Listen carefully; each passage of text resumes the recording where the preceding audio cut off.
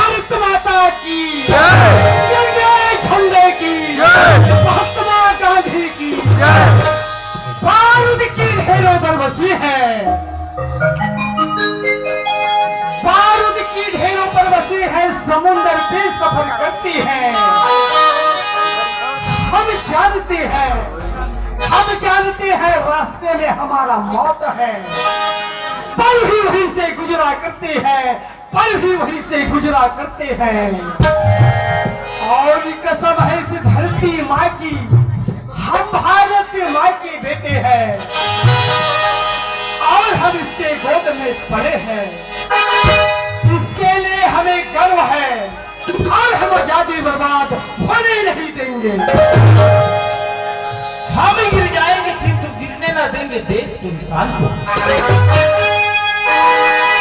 हम गिर जाएंगे किंतु गिरने ना देंगे देश के इंसान को। हम मिट जाएंगे किंतु मिटने ना देंगे हिंदुस्तान को, हिंदुस्तान को। फौजी वर्दी सबसे पहले हिंदुस्तान की, फौजी वर्दी सबसे पहले हिंदुस्तान की। हम भारत माँ के बेटे हैं, हम भारत माँ के बेटे हैं। चलते हैं सीने तान के, चलते हैं सीने तान के।